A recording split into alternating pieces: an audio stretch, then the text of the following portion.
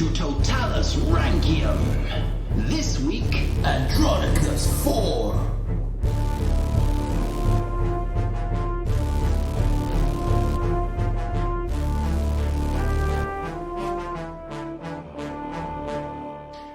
Hello and welcome to Roman Emperors Totalis Rankium. I am Jamie. And I am Robin. This is episode 167 and it is Andronikos IV, the son of John V. Oh dear. Oh, you're saying oh dear already, Jamie. Maybe he's great. Maybe he's wonderful. Well, you did say it was a short one. Yeah, and we have already covered his life in his father's episode last week. Yeah. So unless there was a lot that happened that I just didn't mention, well, who knows? Maybe, Jamie, maybe seeing it from his perspective. Maybe we'll see a few little golden shines in the utter mess. Okay, I'm willing to see. Yeah. This time, I'm not going to forget, though, the last couple of episodes, I've introduced a Rexipod that people might want to listen to after Romans have finished. And editing Rob comes in and says, oh, forgot to introduce that. So this is like normal me saying, hey, listen to this. Hi, I'm Serial. And I'm Umberto. And we're the hosts of So You Think You Can Rule Persia, a podcast where we rate and review all the kings of Persia from Diocles to Yazdegerd III. Remember the Persians? Those people who fought the Romans for almost 1,000 years and you kept hearing about? Well, this is their story. See the flip side of who gets the Valerian hat stand.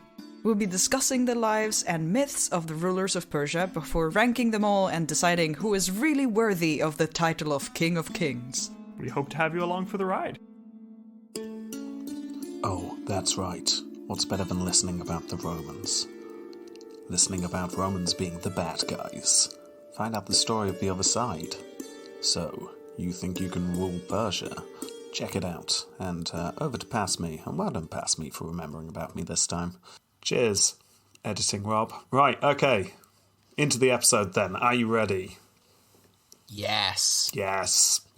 As we've covered, John VI won the war against Anna of Sausage and her son John V. Sausage, The yes. Kantakizenos lot beat the Paleologus lot. So, in order to tie the two sides together, little John V was married to the daughter of John VI, and this is Helena Kantakizenos. Make it a power thing. Good, clever, smart. Yeah.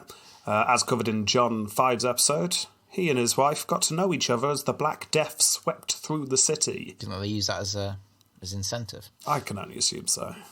Oh, check out those beabos. Whoa. Oh, yeah, obviously worked, because 9 months later, Andronikos IV was born, and that was the pop of giving birth, not the pop of the pus-filled buboes. I mean, it could be either in this episode. Who knows? Yeah. Right. So Andronikos is born on the 11th of April, 1348.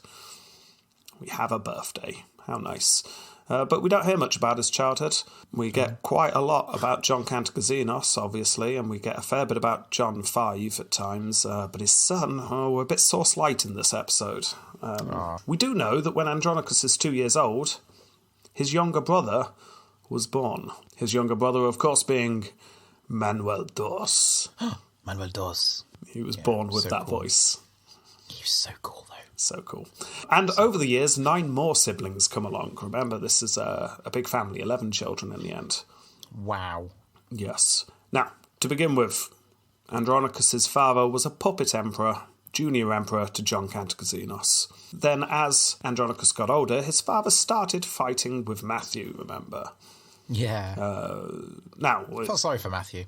Yeah, had a tough time. Andronikos wouldn't have really known much about that because he was younger than 5 years old when all that's going on. Andronikos, in fact, was 5 when his father was exiled to Tenedos, and his family go with him, so little 5-year-old Andronikos is off to live on the island. Nice, that sounds pretty good. Yeah, Greek island, lovely weather.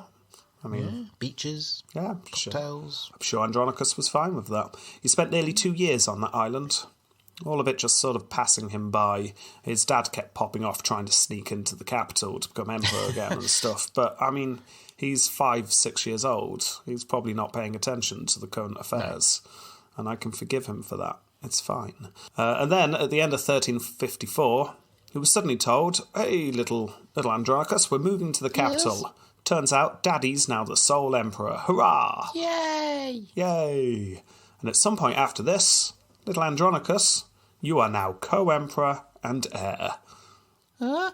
Yeah. That sounds scary. Well, it is. Big responsibility, and if you fail, you'll be judged throughout the ages. Oh. Yeah, in a few hundred years' time, there'll be people literally judging you.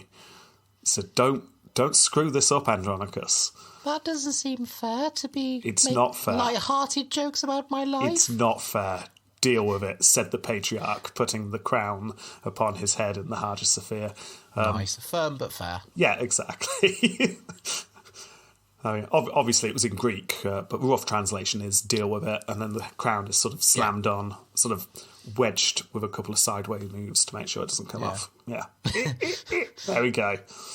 Maybe he had a screw thread on his head. Oh, maybe he's born with that'd be sensible. And remember, the real crown jewels aren't there anymore. They're sold to Venice. they sold them. So this probably was just a large screw thread. Do you think they turned the crown round or turned him round? Both for maximum joining. Ooh, tightness. Yes, Ooh. Exactly. I'll get that off. Yeah. Anyway, so presumably little Andronicus starts learning the ropes of being an heir. But unfortunately, like I say, we get very few details. One thing we do know, however, he was very soon told, he's about 8 at this point, that he's got a very important job to do, little Andronicus. Are you listening? Do I? Yeah. Yes, it's very important. Got to get this right, otherwise people would judge you. You need to get married to the daughter of the Bulgarian Tsar. Oh, girl, no. Yeah, well, her name was Keresta. Keresta? Keratsa. Karatsa? I'd pronounce that Karasta. I think Caressa just sounds a bit rude. Okay, fair enough. Well, this is the daughter of the Bulgarian Tsar. It's an important political marriage. Well, little Andronicus, you've got to do your bit. So, the two were roughly about the same age, you'll be pleased to know. They were both roughly 8 years old, and they were betrothed. It's not clear when they got married. I couldn't figure that out. Their first-born son, by the way, whose name is John VII, isn't born for another 15 years, so that doesn't give us any clues. But we know they get married at some point. Yeah. Presumably not when they're 8 years old, but who knows. Anyway, Who's your favourite Pokemon? I'm sure they got on famously. I'm sure Yeah, it's fine. yeah. So the next thing we get about Andronicus, flash forward nearly 10 years. He's now 17. He is almost certainly definitely married by this point. And his father leaves with 2 of his brothers, including Manuel. The whole bunch of them. His younger brother. Yeah, his younger brother Manuel and another brother and his father leave the capital. If you remember, this is because John V was off to the Hungarian king to ask for help. Yes. And who was left behind in charge of the city as regent? Andronicus. Yay! Hopefully he sounds a bit older by now. Yay. Yeah, Andronicus, you're in charge. Just don't do anything silly. I'll be back soon. All right, son? You understand? Whatever. Yeah.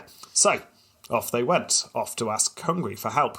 We've got no idea what Andronicus IV got up to when he was in charge. We don't even know for certain he was in charge. We are just assuming this.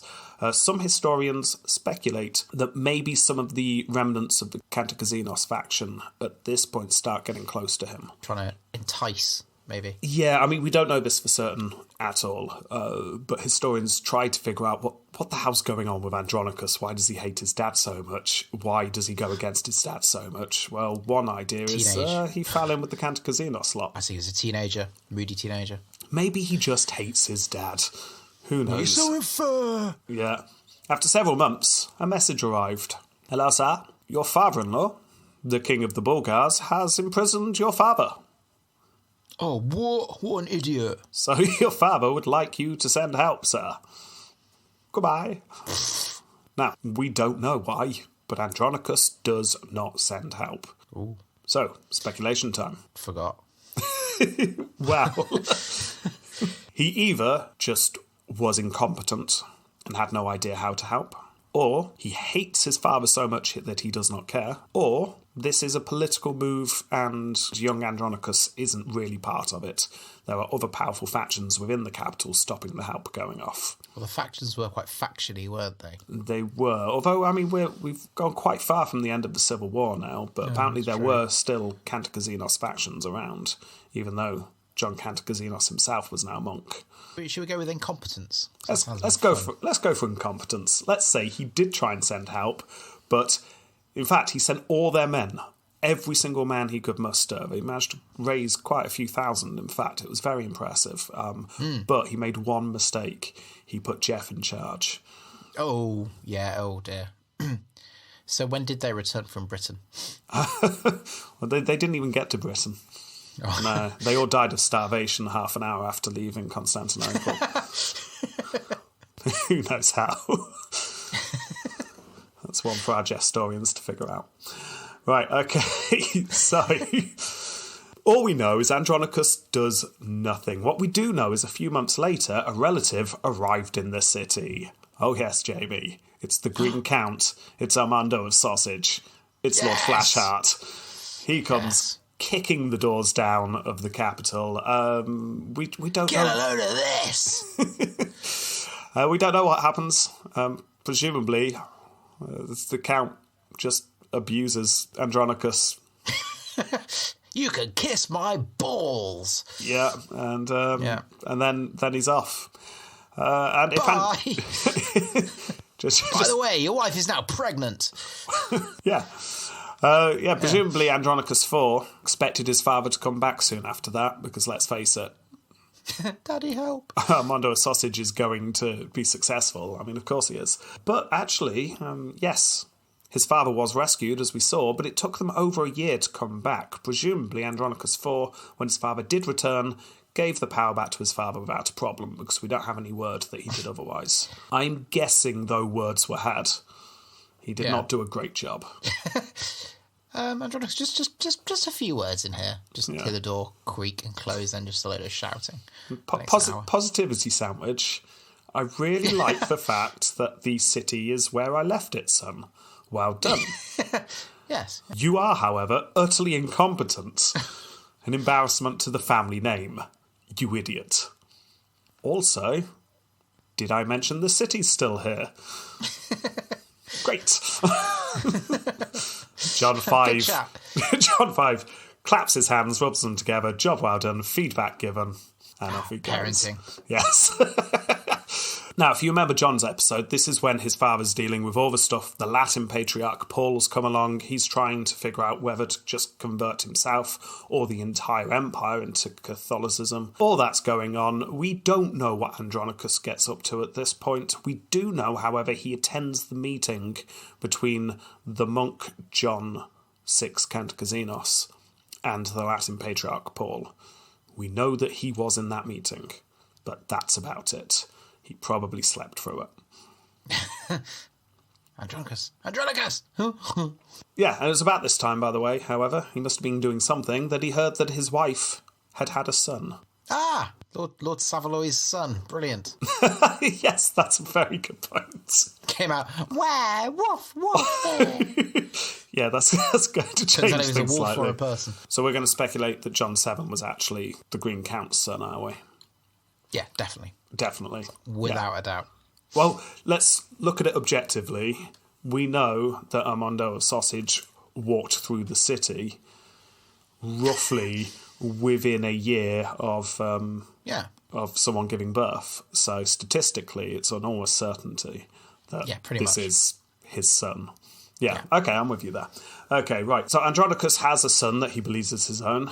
And then his father's off again, and this time off to see the Pope, remember. Begging for help. And who's in charge of the city? Andronicus! Andronicus. This time, seriously. Remember the feedback from last time? Yes. Be less incompetent. Yes. Be less of a disappointment. Hugs and kisses, father. You're standing here. So, father's off. And again, your guess is as good as mine what he actually gets up to. We get no real details about him actually leading the city. If the Cantacuzenos faction are still whispering in his ear, then by now also were the Genoese in the city. Do you think they're giving him sort of... They know he's going to get into trouble. It's a bit like, you should make the roads a bit rounder. Yeah, maybe. Add more of a camber onto them. Well, great. The Cantacuzzinos faction might have just been winding him up. I'm willing to say that. The Genoese had more of an agenda, though, because they had got wind that John V was planning to come home via Venice. And the Genoese did not like the idea of the Doge of Venice and the Emperor coming to any kind of deal. So wouldn't it be good, they thought, if we could block anything that happened by having the ear of the regent? That would be useful. And this works out perfectly, because when word comes through from his father, just made a deal with the Doge, can you organise the selling of Tenedos to the Venetians? And that way we'll get lots of money, lots of troops, and we can fight back the Turks. Hooray. So what does Andronicus do? La, la, la, I can't hear you. La, la, la. Yeah, absolutely refuses. Hands down refuses. His father is left imprisoned in Venice. And things are not going well for the Empire at this time, because at some point the Turks take Adrianople. So that's a major city gone. They're very low on their cities, and that's a major one gone. They also defeat the remnants of the Serbian forces in the area. And there was some talk about maybe the Empire and the Serbians joining forces to fight back the Turks, but politically it's just not happening. John V's off in Venice, and Andronicus seems to have no desire to actually deal with this problem. If anything, he wants to just appease the Turks rather than try and fight against them. So the Serbians get no reinforcements and they are wiped out. And then word reaches him again from his father. This I didn't mention in the last episode. His father says to Andronicus, could you please sell some of the relics in the churches? Because you can't do that. Because I need to be let out, and it's the only money that's left. So sell some of the relics, get some money, get me out. Cheers. I mean, there's probably a chance you could just, sell a load of chicken bones and pretend they're relics, because that's probably what they are anyway, right? Well, although these were very holy relics. Very holy relics. Chicken. I'm guessing these were relics that were also, monetary value, because there was a lot of money in the church as well. Yes. So here's the Holy Grail. Lovely gold cup. Yeah. Jesus' gold tooth. Things like that. Yeah. So Andronicus IV gets this instruction, and what does he do? La la la la la la la. Oh, more than that this time. This time he outwardly refuses to do it and declares that this is impious. So he's not wrong. He's not wrong, but he's no longer just ignoring things. He's now actively going against his father's wishes. He remembered to respond this time. Yeah. So, no, not doing it. That's impious. We can't turn against the church. And like you say, he's got a point. The deeply devout would be outraged by this, but the more pragmatic, the more sensible people would realise that maybe they need to do something about the Turks coming, because they're going to be wiped out soon. Wow. Yeah. So as covered, it was actually his brother, Manuel II, who went and bailed their father out in the end. Andronicus did nothing, and eventually John V returns to the city. He'd been gone for 2 years by this point. Wow. Just think he comes back, all the roads are different, they're more curvy. Yeah, all the street names have been changed to John V as a fool. Yeah. Yeah, which is very confusing and insulting.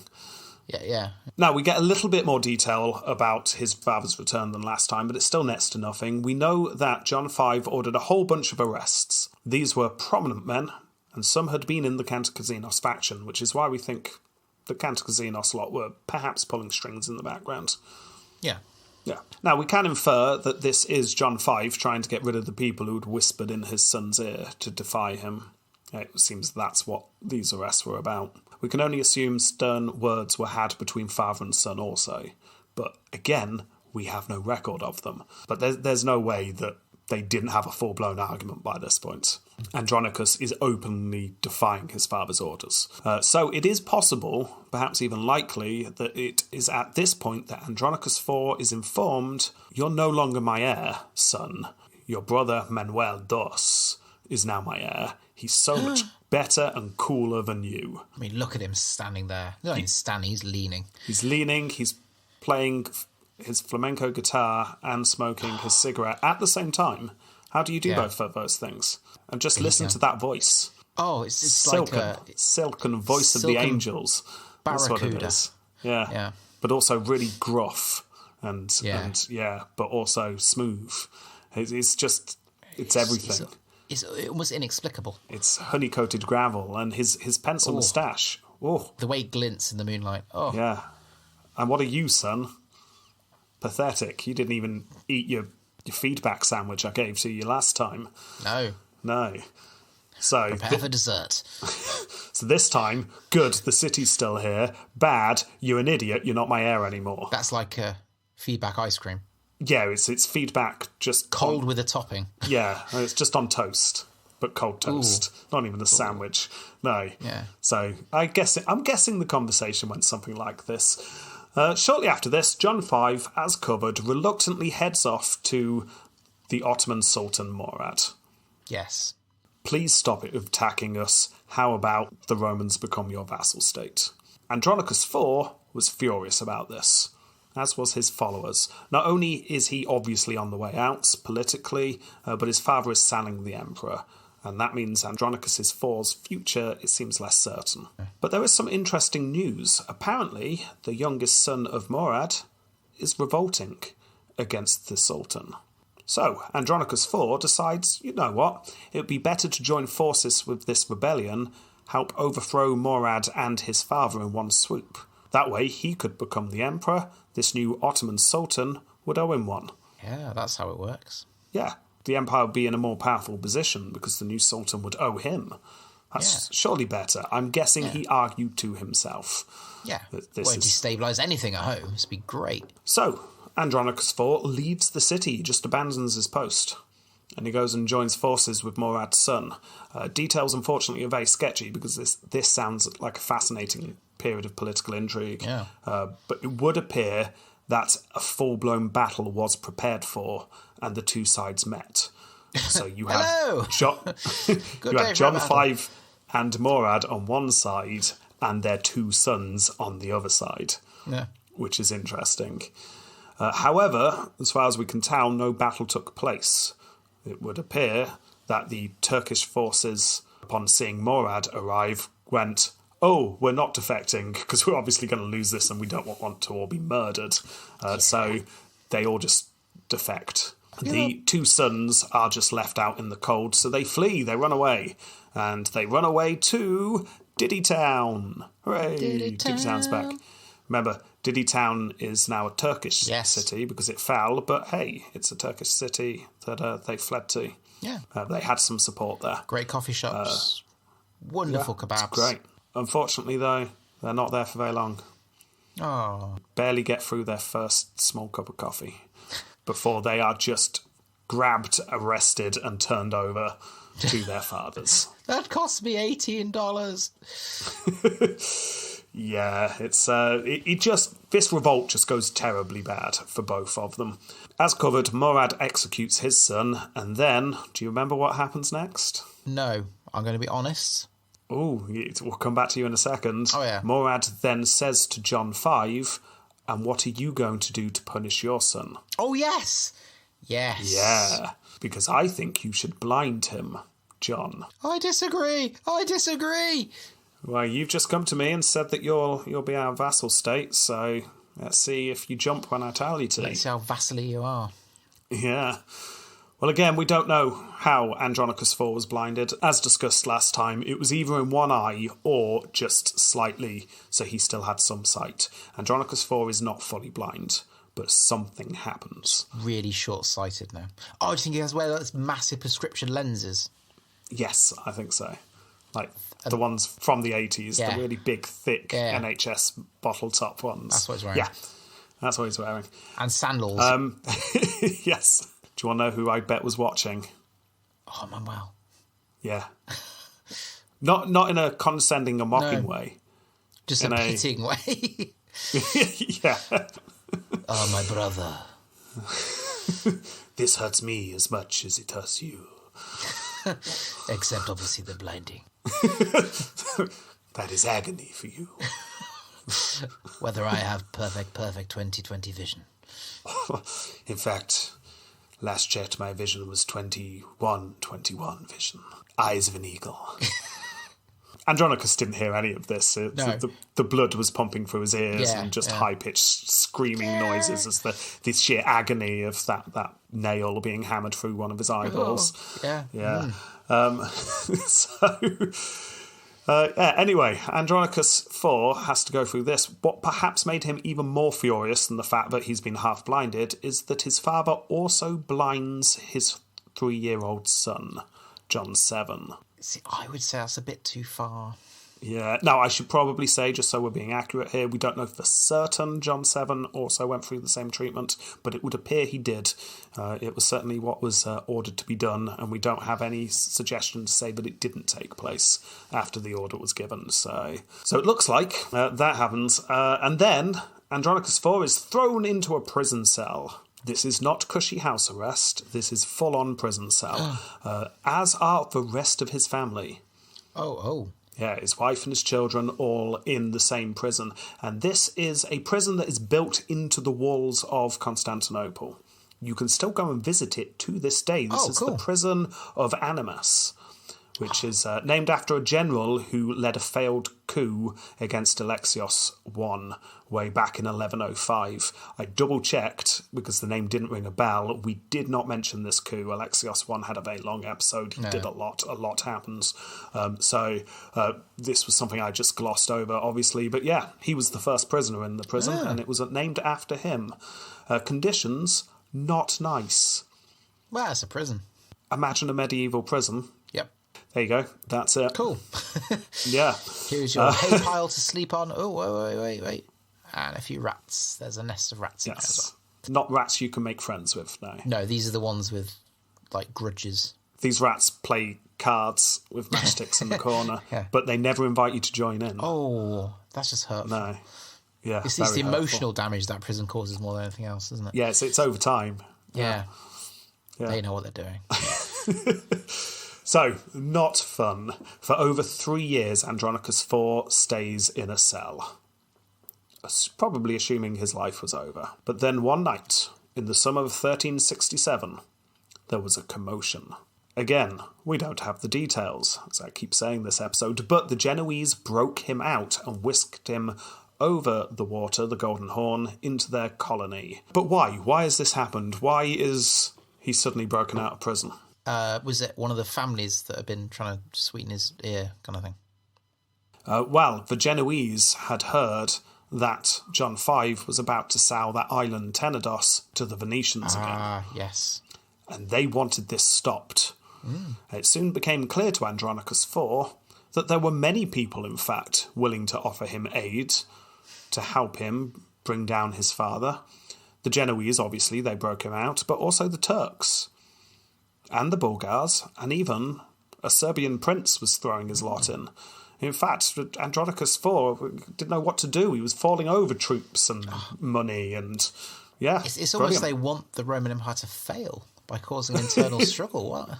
No, they wanted him to succeed. And after all, he was the best bet for the empire. Yes, of course.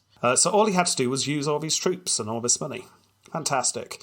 A month after being broken out of prison, he is storming the city. There is a brief siege, but it doesn't last long because someone opens the gate. Keith. Yeah, bloody Keith. And, as covered, his father was completely powerless to stop this from happening, and he was captured.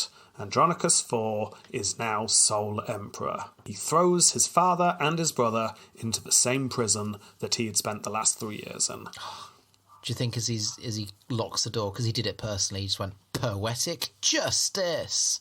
He did, but then he stared through the little grate in the door and noticed that his brother Manuel immediately, without even pausing, walked up to the rats playing cards with matchsticks in the corner and just sat down with them. And they didn't even look up, they just doubt him in.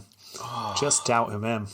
It was painful. That's agonising. Do you think he then rushed back and said, Daddy, you still come around for Christmas? So, with his father and his brother in prison, Andronikos IV is going to make some changes, damn it. It's time to usher in a new golden age. He quickly put a patriarch in place and had himself crowned, just to make sure it was very clear. I mean, he was already emperor, but look, this crown, I mean, he'd already got the old one on. They just screwed it on a little bit tighter. A few more turns. But also, he crowns his son, John VII, who is around 7 years old at this point. So there you go. Emperor, heir, official. This is it. New golden age. And he's just about to start his ruling, ushering in that golden age, when just as someone turns up, It's an ambassador from Genoa and one from the Ottomans. So, about payment, they say in unison. So, the Genoese want one thing and one thing only, Tenedos, that pesky island that's causing all the problems recently. Andronikos IV, more than happy to give it to them. Of course you can have the island. No problem. Yep, I hated it there as a child. It is yours. Yeah, you have it. Slight problem, though. The governor of Tenedos was still loyal to his father. And that governor had invited the Venetians onto the island, and they were now defending it. Ah. So you might need to slit the old throat if you're going that way. Just heads up. Yeah. I can't give you the island. You're now going to have to invade and take it, which is what you were trying to avoid doing anyway, because it is a well-fortified island. So, sorry about that. Well, apparently the Genoese were very upset about this. And we actually get a bit of source. Hooray! Oh. A little bit of detail suddenly comes in. The Genoese were very unhappy, in fact. So much so that they accused Andronikos of tipping the island off. Like, you betrayed us. And I'll quote, "To clear himself of this suspicion, the emperor agreed to be their ally. And now, for all our poverty, he is making ready weapons and munitions and ships, and is compelled to hire soldiers, a thing that for him is more difficult than flying." He just has to do everything the Genoese say. It's like, I'll help you take it back. Yeah. The quote goes on, "But even these evils, grave as they are, can be accounted tolerable when compared to our domestic ills. For the emperor's father and brothers are still held in prison, from which there is no escape. Each evening, men expect the dawn to bring some new development, and every day they fear the night will bring some great calamity. It is like a storm at sea, where we are all in danger of going down." Oh, that's almost ridiculously poetic. Yeah, it is. It's clearly just a poet sat in Constantinople at the time, just looked up. It's like, oh, I'll write about this. Things not going well in the capital, as you can see. Yeah. Yes. As mentioned last episode, there were cheers for John's ascension in the street, but it was mainly because there was lots of swords pointing at people, telling them to cheer. Yes. You are happy, right? Yeah. Yeah, sources are thin on the ground, but you really do get the impression that the people weren't really behind this. Anyway, the Venetians and the Genoese go to war. Long, complicated war, not going to get into it, but just know two naval superpowers now fighting each other over this. Splendid. Over a little bit of land. Andronikos sort of turns from all that mess going on to the other person waiting for payment. Been waiting very patiently. Been here for a month, sir. Yes, okay, the Ottomans, and you want... we'll have Gallipoli, please. Remember, Gallipoli, the launch pad for any more invasions into Europe. Very useful port city. And Lord Flashheart, the Green Count of Sausage, he'd managed to get Gallipoli back for the Empire. Of course he did. Of course he had. Of course he did. But Andronikos IV just gives it back up again. Yep, there you go. So, that's it. Gallipoli's gone. Andronikos IV personally, in fact, went to see Murad to give him the city. And also, whilst he was there, agreed to an annual tribute. When you say personally give away the city, did you have it, packed away? In yeah, trunks? it's flat pack. Oh, like IKEA. Cool. Yeah, very, very well organised. Yeah. Here you go. One city delivery. One Allen key. Okay. Good luck. After he deals with that, Andronikos can finally get on with reigning and being the emperor. And I can sum up his entire reign by saying, I don't know. Yeah. We get next to no details. No one thought to write it down, or if they did, it's been lost to time. For the next 3 years, the Venetians and Genoese fight each other, the Turks advance through Europe, and the Empire do very little. And then one night, Andronikos IV receives news that he must have dreaded. His father and his brother had been broken out of prison. Oh. We have no idea how they got broken out of prison. The Genoese broke Andronikos out, so it's speculated that maybe the Venetians broke his father and Manuel out, but we know that Manuel broke out himself. Oh, yeah. He just looked to the lock and he just went, it withered and rusted under his gaze, his sexy gaze. Well, what Manuel did is he just finally finished that game of cards, and he'd won all of the matchsticks by this point, and he was able to fashion them together to make a rudimentary key. And then he used that to unlock the door. Good old Manuel Dos. He's so cool. He's so cool. So I really hope when we get to him, he is actually cool. We'll make him cool. We'll have to twist a lot of facts if he's not. That's all right. We'll do the drunk guys in the pub right in the Historia Augusta. It's fine. Yeah, be fine. He'll be our Manuel. So anyway, his father and his brother are out of prison. Andronicus turns to his allies, but it soon became clear that Murad had abandoned him. His father had promised the Sultan even more in the annual tribute, so that's it, the Ottoman support was gone. The Genoese are still on his side though, that's good, but they could not hold back the combined forces of the Venetians and the Turks. So in 1379, Andronicus and his family fled out of the main city and across the water again into the Genoese colony.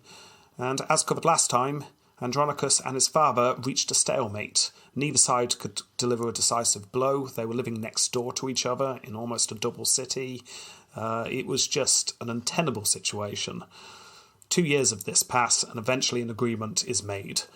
Andronicus IV would become the heir once more, not his brother Manuel. This was a win for Andronicus. He is now the heir. However, I allow it. However, his father is now the emperor, so that's a loss for him. But it was decided we'd just forget all of this happened. Yeah. The combined 6 years of rotting in a cell that they gave to each other. We'll just pretend that didn't happen. Yeah. We both did 3 years each. It's fine. It's fine. Yeah. So a treaty was signed between father and son. But interestingly, the Genoese and the Ottomans were very much standing over them as they signed it. Essentially, the treaty was, we won't fight each other anymore, and we won't fight the Genoese. Okay. Unless the Ottomans tell us to. In brackets. Yeah, pretty much. The treaty was no more fighting unless the Ottomans decide otherwise. It was very much was a... Well, we do owe who's them. really in charge here. Yeah. So Murad's definitely in charge. So for the next few years, Andronicus IV lives in the city of Salimbria, which is just down the road from the capital. Remember, they have very little land left at this point, so when before we've said Constantinople and the surrounding farmlands, this is a small city in that surrounding farmland. So that's where Andronicus IV is.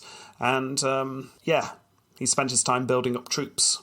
And then in 1385, he attacked a fort controlled by his father because he could not let things go. A pitched battle takes place that we get very little detail on. We can infer that no one wins decisively because there is no obvious outcome from it. And then Andronicus dies. Oh. Yeah, we don't get details. An illness is the detail given. He dies of illness, which is very believable. People got ill all the time. Yeah. But you do wonder whether maybe his father had just had enough of him. Yeah. And this was an assassination. Did he perhaps open a birthday present with a live snake in there? Who knows? Maybe, who knows? But yeah, he's dead. Oh, okay. So that is the wonderful, wonderful reign of Andronicus IV. Oh. Yeah. Let's rate him. Yeah. Fightius Maximus. 0. No, you're being too harsh. Okay. I cannot give him 0 for Fightius Maximus. Okay. 0.5. He fought in a pitched battle that he did not lose against his father. But in my head, that pitch battle is just him and his dad having a full-on drunken fight in a field. That's No, not a battle. It was a battle with soldiers. They were watching. Just because we don't have the details, like the Battle of Zama, doesn't mean that it wasn't a massive... it wasn't a massive battle. But the fact is, it was a battle. He fought in it. Also, he sieged Constantinople for several weeks, fought his way in, and took the emperorship off his father. I mean, that is fighting his way to become the emperor. True, but he's given loads of soldiers by everybody else. He's let in with someone with a key. Every emperor was given soldiers. No emperor was the whole army themselves.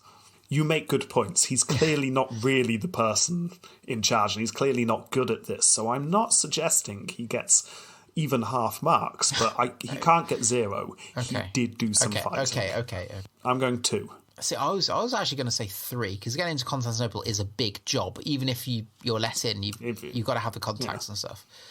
But I'll sit with 2. I'll sit with 2. Yeah, okay, 4 then. 4 for this round. I need to write these down. Approbium Crazium. Okay, not much in the way of Crazium. There's no stories of him doing anything crazy as such because there's so few details. But he definitely is getting points for repeatedly ignoring his father. Yes. That went against what was good for the Empire. Yeah. He then coups against his own father.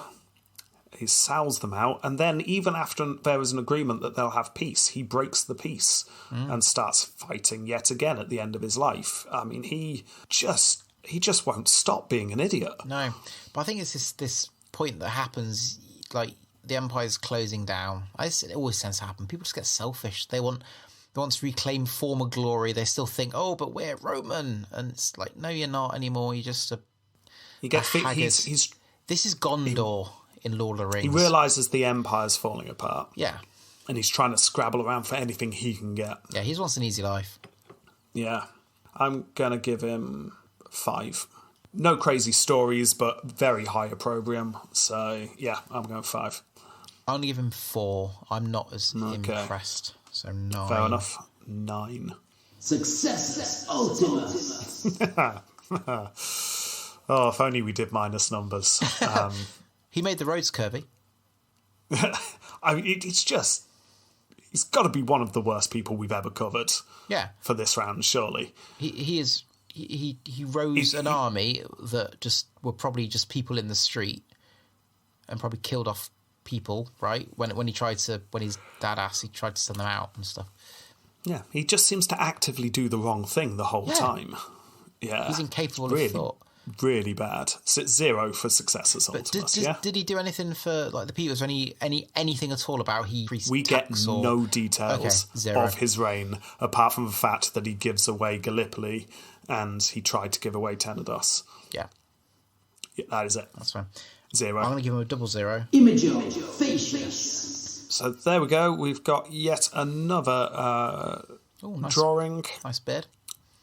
Yeah, this is from the Extracts of History by Xenorus. I can't remember if I mentioned that that's where a lot of these pictures come from before. Probably did at some point.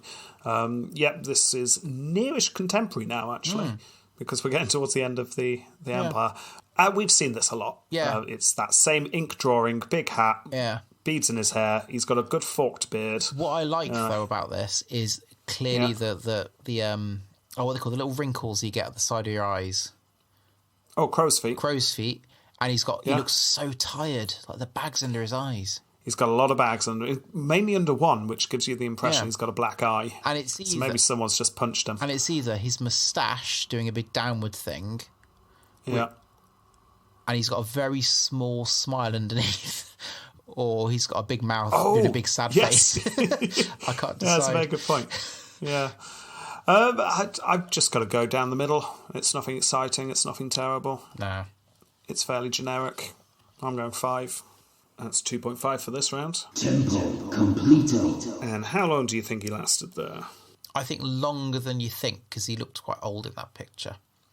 I'm guessing over 20 years. I'm not going from his first crowning. Oh, so when did he become... Not when he's a child. So when did he become officially?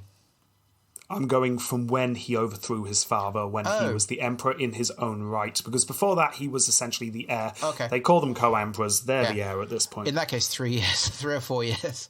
Yes, 3 years. You got it dead on. So that gives him a score of 0.38 for this round. That gives him a score of 15.88. Hey. Higher than perhaps people were expecting.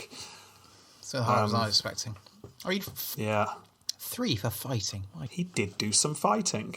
Well, yeah, I mean, you argued the point. Yeah. But... yeah.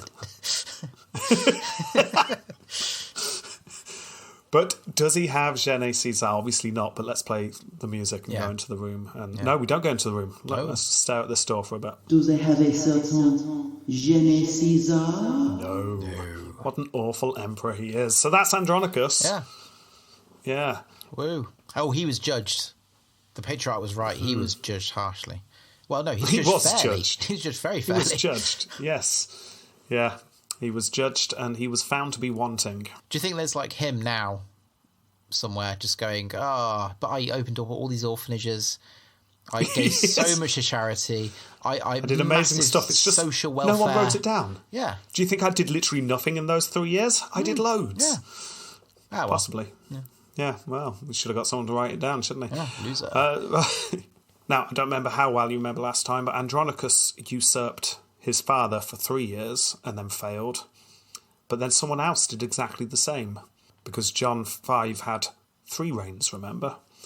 So our next episode is Andronikos' son, who also usurps John V. In my head, he's still a child. Yeah, well, he kind of is. He's young, and if you remember John's blood. Put the fork down. We're having Sunday lunch. If you remember John V's episode, this one is short. We're talking a matter of weeks. However, looking into it, I'm not sure how I'm going to do it, because he does quite a bit after being emperor, and it might relieve some of the pressure on Manuel Dos's episode, because he's going to get a chunky episode. So I don't know. We're either going to have an even shorter episode than this next time, or I will be doing something to pad it out. I've not decided yet. We will find out next time. Sounds good. Jamie, 4 more. That's it. Yeah. Oh. It's how counting works. I know I said 5 last time, but it's scary now. 4 more. We've got John 7, Manuel Dos, John 8, Constantine 11. That is it. But then, though, the exciting one, we get the rounds. Oh, we do get the rounds, yes. So that to look forward to. Right, okay, well, thank you very much for listening. Thank you for downloading us on Podbean, iTunes, Stitcher, Amazon, Spotify. Well, I don't think we're on Spotify, but thank you for downloading us. No, we are. We're on Spotify. Series 2 is, but apparently Series 1 isn't, and I need to figure out why. I can't figure out why, yeah. Right, okay. And also, I'm just going to say, Jamie got me a present, and we didn't use them at all. No. Throughout the whole episode, and it's probably a good thing, but he got me one of these. It's a kazoo. It's a kazoo. And we'll play you out with our song. Yeah, okay. Goodbye. Goodbye.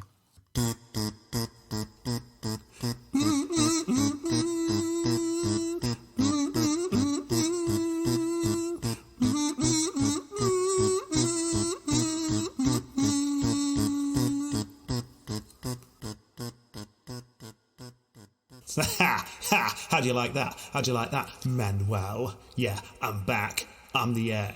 You're not the heir anymore. Manuel, why aren't you responding, Manuel? Oh, is it because you're really upset?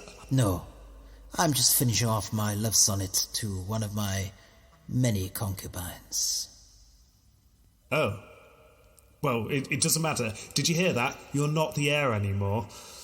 Wait, I was the heir? What do you mean? Yes, of course you were the heir. I stopped being the heir. Father took it from me and gave it to you. There was a whole ceremony. They crowned you. Oh, but I have those kind of parties all the time. In fact, it reminded me of my birthday. It was a foggy night, a misty night, and I made love to many women. Oh. Well, anyway, you were heir, and you're not anymore. So, how do you like them apples? Yeah? Yeah? I think for you it is a wonderful thing. My heart swells with pride at my older brother, who is finally growing up. Well, yes, I am. And anyway, right, as co-emperor, and because you're not, I'm sending you out of the city. Yeah, off to Thessalonica. Not allowed to stay in Constantinople anymore. Yeah. Ah, perfect. It has been a while since I've made love to Thessalonica. I hate you. You do realise that, don't you? No.